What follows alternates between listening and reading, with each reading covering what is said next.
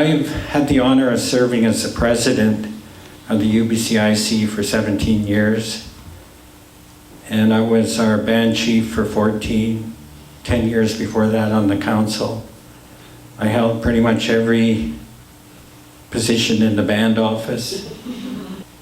But the title that I carry with the greatest sense of honor, as my 3-year-old grandson calls me, Kappa. And that's what drives me.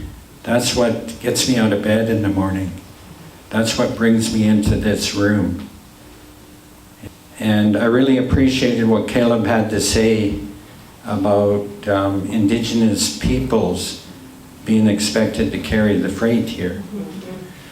In many of my public statements at rallies, I quite often describe the Indigenous peoples as the thin red line that stands between what exists today and our struggle to push that agenda back and absolute total exploitation. And I agree that with what Caleb said, that each and every one of us need to take ownership of what's happening. Because the fact of the matter is, and Dr. Suzuki talks about this all the time, is we're either at the tipping point or well beyond the tipping point. And this system is killing all of us. Like, we don't have the luxury of time to sit around and navel gaze and discuss and, consider what we may or may not do.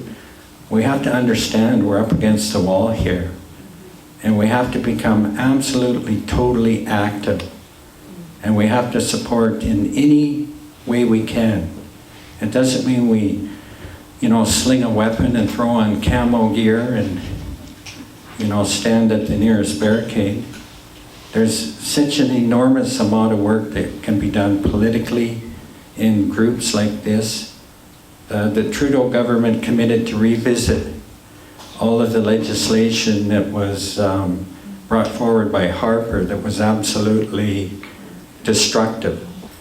And we need to commit our efforts to hold Trudeau to task on putting us back into a place where we do have credible legislation. The province of British Columbia is even worse. This province doesn't have any environmental regulatory overview. They simply rubber stamp every single project that comes across their desk, and they need to be taken to task about that. We need to debunk this notion that somehow fracking, LNG, and everything somehow is a clean energy. And that's what we hear from the Premier every time she opens her mouth. She's talking about clean energy and how proud she is. We absolutely need to throw that in her face. We need to support those heroic struggles that are going on around the province. Site C. You heard Caleb talk about how that's just part of that big energy network. And we had the opportunity to do a flyover with Treaty 8 over the territory, looking at wells. It was heartbreaking. And there was a period of time that I had a hard time talking about it publicly because I would choke up. For as far as you can see are well pads. And they say in Treaty 8 at nighttime it looks like the Lower Mainland, like all of the lights and the flares and everything. And the land is so fractured that any hope for wildlife is just absolutely, it's not there. We never saw one single animal for the 2 hours that we were in the air. That's how bad it is. The moose populations, caribou is just completely collapsed, not to mention the other things that he talked about.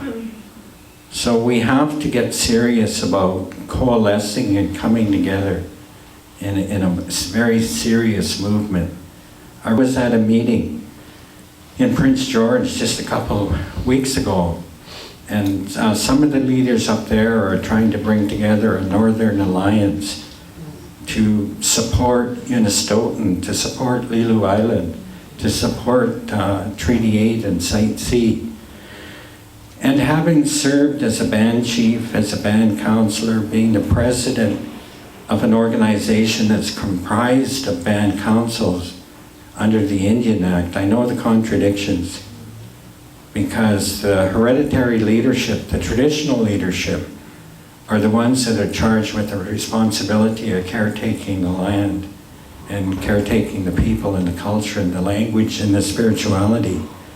Unfortunately, some of our band councils have been dragged down that path of economic development and the notion that this very transient boom and bust industry known as oil and gas is somehow going to be the salvation of indigenous peoples, when clearly it's not.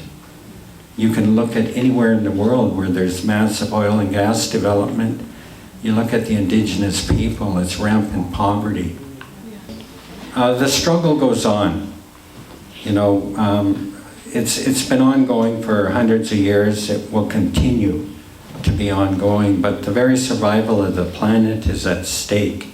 Make no mistake about that. That's how large this is.